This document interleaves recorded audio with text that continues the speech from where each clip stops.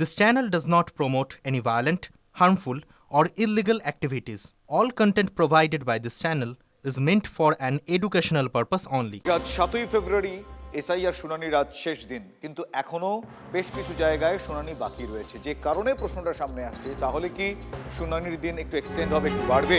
শুনানির দিন বাড়লে তাহলে কি চূড়ান্ত তালিকা প্রকাশের দিন যেদিন ধার্য আছে 14ই ফেব্রুয়ারি, সেটা পরিবর্তন হতে পারে?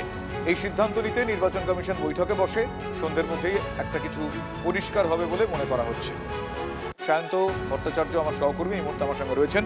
সায়ন্ত, এখনো যেহেতু বেশ কিছু জায়গায় শুনানি বাকি রয়েছে, আজকে লাস্ট ডেট শুনানির 14 তারিখ চূড়ান্ত তালিকা প্রকাশ, তো আজকে বিকেলের মধ্যে সন্ধ্যের মধ্যে বিষয়টা পরিষ্কার হয়ে যাবে যে এক্সটেন্ডেড হচ্ছে কিনা। বৈঠকের নির্যাস কি, যে বৈঠকটা কিছুক্ষণ আগে শুরু হয়েছিল বলে তুমি জানিয়েছিলে? দেখো, নির্বাচন কমিশনের যে নির্দিষ্ট সময়সীমা তা কিন্তু আজকে শেষ হচ্ছে। স্বাভাবিকভাবেই এরপরই ইয়োরোর তরফে যেটা জানানো হয়েছে দক্ষিণ চব্বিশ পরগনা, সেখানে দেখা যাচ্ছে যে মেটিয়াবুরুজ, মগরাহাট, ক্যানিং, ভাঙড় সহ দক্ষিণ চব্বিশ পরগনার একাধিক অংশে বহু জায়গায় কিন্তু এখনো শুনানি বাকি রয়েছে, অর্থাৎ অনেকে সেই শুনানিতে অংশ নিতে আসেননি।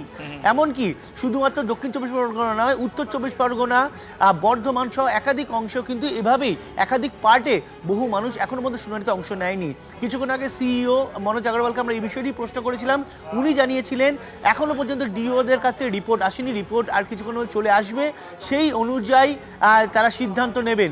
তবে যেটা নির্বাচন কমিশন সূত্রের খবর, ইতিমধ্যেই বেশ কিছু জায়গা থেকে তথ্য এসেছে, সেটা নিয়ে তারা এখন নির্দিষ্টভাবে আলোচনা করছে নিজেদের মধ্যে।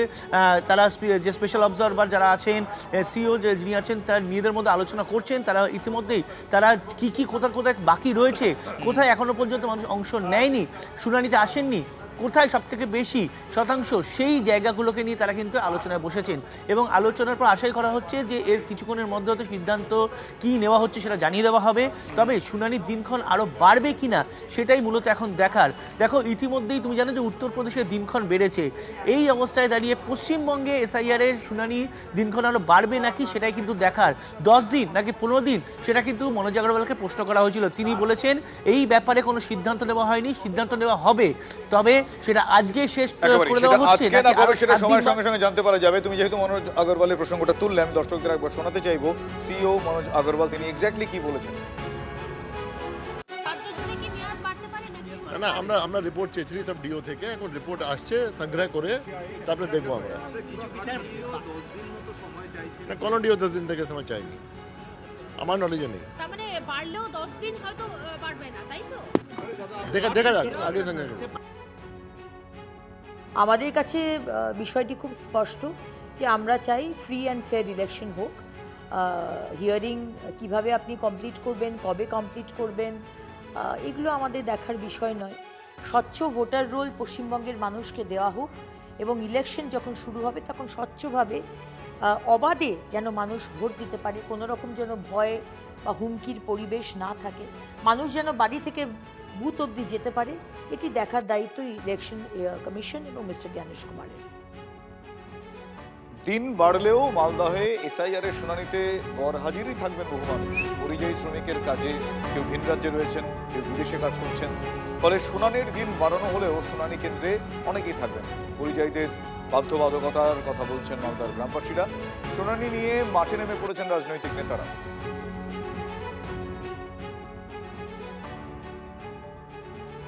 কেউ ফরেন্টে গেছে 2 বছরের এগ্রিমেন্টে, ওরা তো আসতে পারবে না। ওদের জন্য বাড়ির লোক হিয়ারিং দিবে, তো ওটা পাস হবে কিনা ওটা ঠিক নাই। কারো কাগজপত্র ঠিকঠাক নাই, একটু টাইম দিলে বাড়াইতে পারতো, ঠিক করতে পারতো ওগুলো। এখন যারা বাইরে আছে, বাহির রাষ্ট্রতে আছে, ওরা তো আসতে পারবে না। বাহির রাষ্ট্রতে আছে মানে ওদের ভিসা করে গেছে, 2 বছর 1 বছর না হলে ওরা আসতে পারবে না।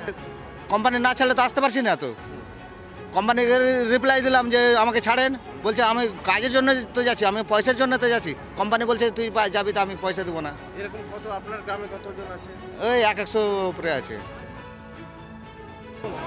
শুনানি কেন্দ্রে আজকে উপচে পড়া ভিড়, মাঠের শেষ প্রান্ত থেকে লম্বা লাইন, পুরুষ এবং মহিলাদের, দূর দূর গ্রাম থেকে তারা এসেছেন, সকাল থেকেই দাঁড়িয়েছেন লাইনে।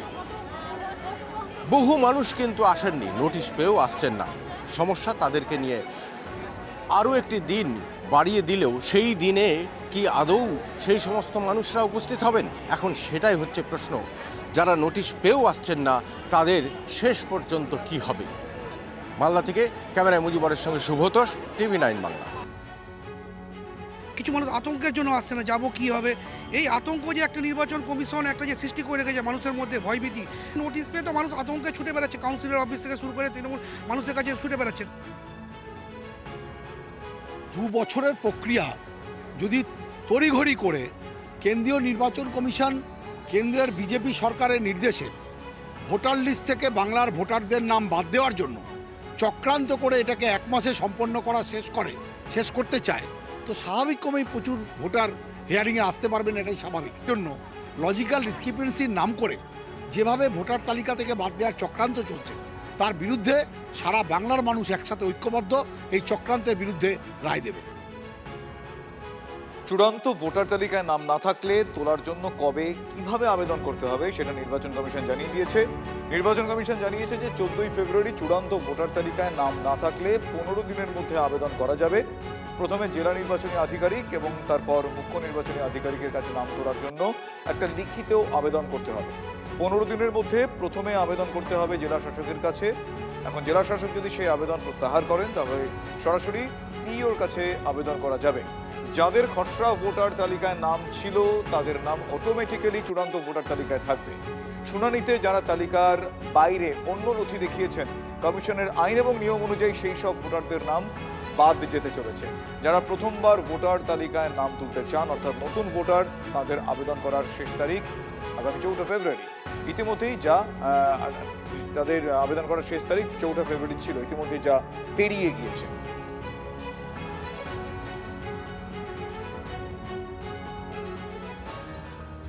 অন্যদিকে এসআইআর এর কাজে যুক্ত কর্মীদের পারিশ্রমিক অবিলম্বে মিটিয়ে দিতে হবে, এমনটাই নির্দেশ। মুখ্য সচিবকে আবারও চিঠি দিল নির্বাচন কমিশন।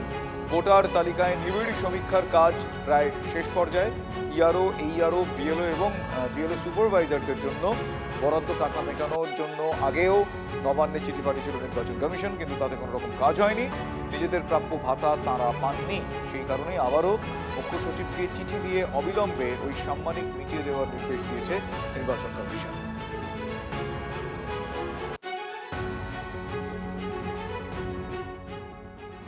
না, প্রথম কথা হচ্ছে গতবারও নির্বাচনের সময় নির্বাচন কমিশন যে ভেহিকেল নিয়েছিল সেই ভেহিকেলের খরচ এখনো পর্যন্ত নির্বাচন কমিশন মেটায়নি।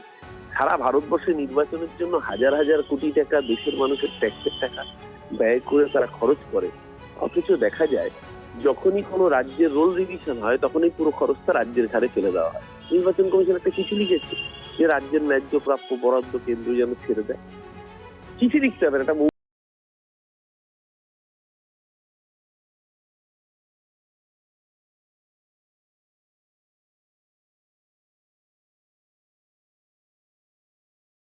কেন্দ্রীয় নির্বাচন কমিশনের হিম্মত হবে যে কেন্দ্রীয় ভাবে টাকাটা অ্যালট করে দেওয়া হোক, রাজ্য পিছু হিম্মত হয় না। আসলে পুরোটাই বিজেপির তাবেদারে পরিণত হয়েছে। বিজেপি বললে দফা 7 দফা হয়, 8 দফা হয়, বা বিজেপি চাইলে 1 দফা 2 দফার গল্প হয়। এটা নিজেরাই জানে না কি করতে হবে। মালিক যেভাবে বলে দেবে চাকরকে সেইভাবে কাজ করতে হবে। এই কৃতদাসদের কথা কোনো উত্তর দেওয়ার প্রয়োজনে উত্তর বাংলার মানুষ দেবে। সংখ্যালঘু ইস্যুতে অগ্নিমিত্রার বিতর্কিত মন্তব্যের চেয়ে আজও উত্তপ্ত বিধানসভা। বিজেপির তরফ থেকে ওয়াকআউট। অগ্নিমিত্রার বিরুদ্ধে স্বাধিকার ভঙ্গের নোটিশ শোভন দেবের। প্রতিবাদে অধিবেশন থেকে ওয়াকআউট করে বিজেপি।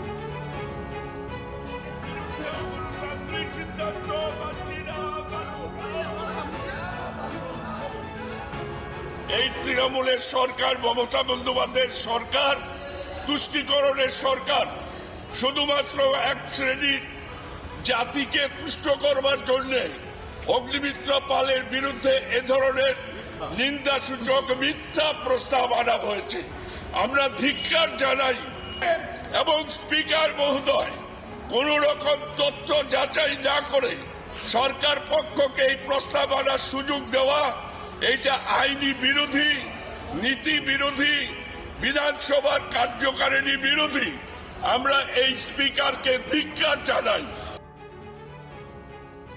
এখানে যে অগণতান্ত্রিক সিদ্ধান্তটি নেওয়া হলো তার পরিপ্রেক্ষিতে যথোপযুক্ত যে অবস্থা নেওয়া, সিদ্ধান্ত নেওয়া, উপযুক্ত সিদ্ধান্ত উপযুক্ত সময়ে আমাদের নেতৃত্ব নিয়েছেন। বিজেপি পরিষদীয় দলের পক্ষ থেকে আমরা ওয়াকআউট করেছি এবং আমরা আর অংশগ্রহণ করব না। আমরা যে অংশগ্রহণ করতাম, আমরা যে রেডি ছিলাম, আমাদের বর্তার তালিকা যে আমাদের ওখানে পৌঁছে দেওয়া হয়েছে সেটা আপনাদের আমরা জানিয়ে দিলাম। আরজি করে দুর্নীতি মামলায় গ্রেফতারি পরোয়ানার পরদিনই আদালতে আখতার আলী আলিপুর বিশেষ সিবিআই আদালতে গেলেও আজ আত্মসমর্পণ করতে পারলেন না আরজিগড় মেডিকেল কলেজ হাসপাতালের প্রাক্তন deputy super non medical Akhtar Ali. RG Kar medical কলেজে হাসপাতালে দুর্নীতি মামলায় এর আগেই গ্রেফতার প্রাক্তন অধ্যক্ষ সন্দীপ ঘোষ। প্রাক্তন ডেপুটি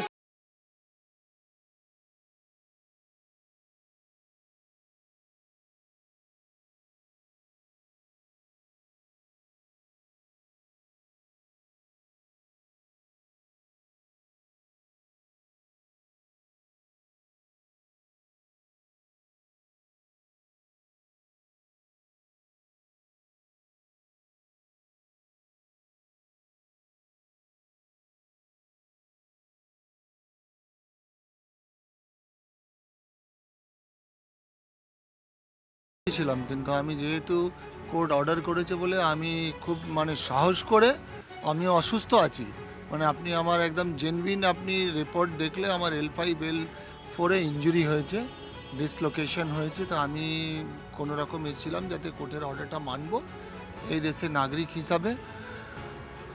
তারপরে যেটা হচ্ছে এখন এসে দেখলাম কি 12:30টার সময় কোর্ট উঠে গেছে, শনিবার আজকে, এবং আমার অ্যাডভোকেট আসেননি। তো অ্যাডভোকেটের সঙ্গে সারেন্ডার করতে হবে। তো আমি আবার সোমবার সারেন্ডার করব।